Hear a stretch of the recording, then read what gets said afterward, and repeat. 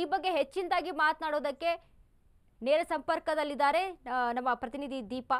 ದೀಪಾ, ಈಗ ಸದ್ಯಕ್ಕೆ ನಮಗೆ ಮುಂದೆ ಕಾಣಿಸ್ತಾ ಇರುವಂತದ್ದು ಕುರ್ಚಿ ಕಾದಾಟ. ರಾಜ್ಯದಲ್ಲಿ ಒಂದು ರೀತಿಯಾಗಿ ಸ್ಥಾನಗಳಿಗೆ ಒಂದು ಹೋರಾಟಗಳು ನಡೀತಾ ಇದ್ರೆ, ಮತ್ತೊಂದು ಕಡೆ ಕರ್ನಾಟಕದಿಂದ ರಾಜ್ಯಸಭೆಗೆ ಯಾರು ಹೋಗ್ತಾರೆ ಅನ್ನುವಂಥದ್ದು ಮತ್ತೊಂದು ಪ್ರಶ್ನೆ. ಏನಿದೆ ಈ ಬಗ್ಗೆ ಎಲ್ಲ ಮಾಹಿತಿ? ವನಿತಾ, ಜೂನ್ ಮಂತಲ್ಲಿ ಅಂದರೆ 2026ಕ್ಕೆ 4 ರಾಜ್ಯಸಭಾ ಸ್ಥಾನಗಳು ಖಾಲಿ ಆಗ್ತವೆ.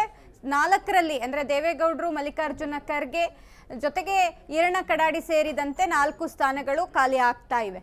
ಪ್ರಮುಖವಾಗಿ ಬಹುತೇಕವಾಗಿ ಮಲ್ಲಿಕಾರ್ಜುನ್ ಖರ್ಗೆ ಅವರನ್ನ ಕಾಂಗ್ರೆಸ್ ಮುಂದುವರಿಸುವಂತಹ ಸಾಧ್ಯತೆಗಳು ಹೆಚ್ಚಿದೆ. ಈ ಬಾರಿಯ ಚುನಾವಣೆಯಲ್ಲಿ ಹೆಚ್ಚಿನ ಸ್ಥಾನವನ್ನು ಕಾಂಗ್ರೆಸ್ ಪಡೆದಿರೋದ್ರಿಂದ 2 ಸ್ಥಾನಗಳು ಅವರಿಗೆ ಹೆಚ್ಚುವರಿಯಾಗಿ ಸಿಗ್ತಾ ಇದೆ. ಹಾಗಾಗಿ ಮಲ್ಲಿಕಾರ್ಜುನ್ ಖರ್ಗೆಯ ಜೊತೆಗೆ ಶರ್ಮಿಳಾ ಅವರನ್ನ, ಅಂದರೆ ಆಂಧ್ರದ ನಾಯಕಿ, ಕಾಂಗ್ರೆಸ್ ನಾಯಕಿ ಶರ್ಮಿಳಾ ಅವರನ್ನ ಜಗನ್ಮೋಹನ್ ಅವರ ಅಕ್ಕ ಅಂದರೆ ಸಹೋದರಿ ಏನಿದ್ದಾರೆ ಅವರನ್ನ ತರಬೇಕು ಅನ್ನುವಂತಹ ನಿಟ್ಟಿನಲ್ಲಿ ಒಂದಿಷ್ಟು ಚರ್ಚೆಗಳು ಆರಂಭ ಆಗಿದೆ.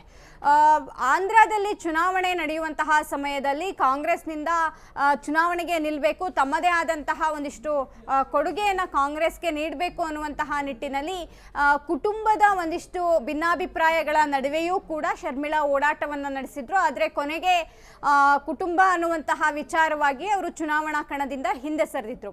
ಹೀಗಾಗಿ ಕಾಂಗ್ರೆಸ್ ಆ ಒಂದು ಋಣವನ್ನ ತೀರಿಸಬೇಕು ಅನ್ನುವಂತಹ ನಿಟ್ಟಿನಲ್ಲೂ ಕೂಡ ಒಂದಿಷ್ಟು ಪ್ರಯತ್ನಗಳನ್ನ ಮಾಡ್ತಾ ಇದೆ, ಅವರನ್ನ ರಾಜ್ಯಸಭೆಗೆ ಆಯ್ಕೆ ಮಾಡಬೇಕು ಅಂತ.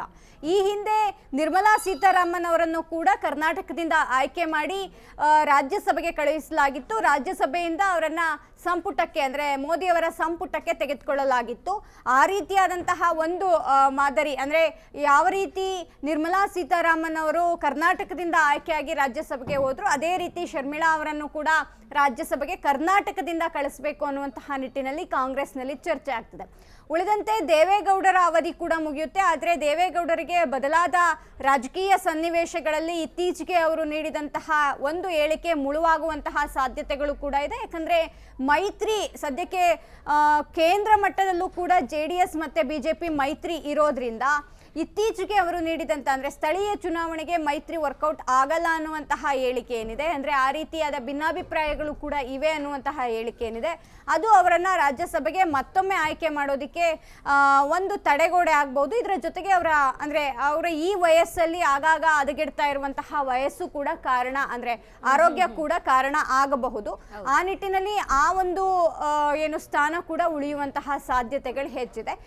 BJPಗೆ ಅಂದರೆ ಮೈತ್ರಿಗೆ 1 ಮತ್ತು ಕಾಂಗ್ರೆಸ್ಗೆ 3 ಅನ್ನುವಂತಹದ್ದು ಸದ್ಯಕ್ಕಿರುವಂತಹ ಮಾಹಿತಿ.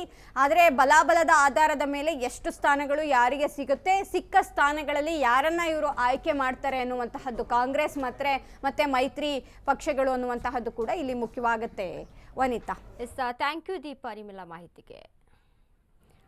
ಈಗಾಗಲೇ ರಾಜ್ಯಸಭಾ ರಾಜಕೀಯದಲ್ಲಿ ಈ ಹಿಂದೆ ಕೂಡ ಹಲವಾರು ಹೆಸರುಗಳು ಕೂಡ ಕೇಳಿಬರ್ತಿತ್ತು. ನಿರ್ಮಲಾ ಸೀತಾರಾಮನ್ ಕರ್ನಾಟಕದಿಂದ ಆಯ್ಕೆ ಮಾಡಿದ್ದ BJP ಕೂಡ. ಹೀಗಾಗಿ ಇನ್ನು ಜೂನ್ನಲ್ಲಿ ತೆರವಾಗುವಂಥ, ಅಂದರೆ ಜೂನ್ನಲ್ಲಿ ಖಾಲಿ ಆಗುವಂಥ ಈ ಒಂದು ಸೀಟ್ಗಳಿಗೆ ಯಾರು ತುಂಬುತ್ತಾರೆ ಅನ್ನುವಂಥದ್ದು ಮತ್ತೊಂದು. ಆದರೆ ಮಲ್ಲಿಕಾರ್ಜುನ್ ಖರ್ಗೆ ಅವರ ಹೆಸರೇ ಮತ್ತೆ ಆಯ್ಕೆ ಆಗುವಂಥ ಸಾಧ್ಯತೆಗಳು ಕೂಡ ಇರುವಂಥದ್ದು. ಇನ್ನು ಅದ್ರ ಜೊತೆಗೆ ದೇವೇಗೌಡರು ವಯಸ್ಸಿನ ಕಾರಣದಿಂದ ಆಗಿರ್ಬೋದು ಅಥವಾ ಇನ್ನಿತರ ಕಾರಣದಿಂದ ಒಂದು ಆರೋಗ್ಯದ ದೃಷ್ಟಿಯಿಂದ ನೋಡಿಕೊಂಡು ಆ ಒಂದು ಸೀಟ್ಗೂ ಕೂಡ ಬೇರೆಯವ್ರನ್ನ ಅಲ್ಲಿ ನೇಮಕ ಮಾಡುವಂಥದ್ದು. ಇನ್ನು ಶರ್ಮಿಳಾ ಅವರ ಹೆಸರು ಕೂಡ ಮುನ್ನೆಲೆಗೆ ಇರುವಂಥದ್ದು. ಸೊ ಇದನ್ನೆಲ್ಲ ಗಮನಿಸಿದಾಗ ಯಾರು ಗೌಡ್ರ ಬದಲು ಅಚ್ಚರಿಯ ಆಯ್ಕೆ ಮಾಡಲಿದೆಯಾ BJP ಹೈಕಮಾಂಡ್ ಅನ್ನುವಂಥ ಚರ್ಚೆ ಕೂಡ ಇಲ್ಲಿ ಕಾಣಸಿಗ್ತಾ ಇದೆ.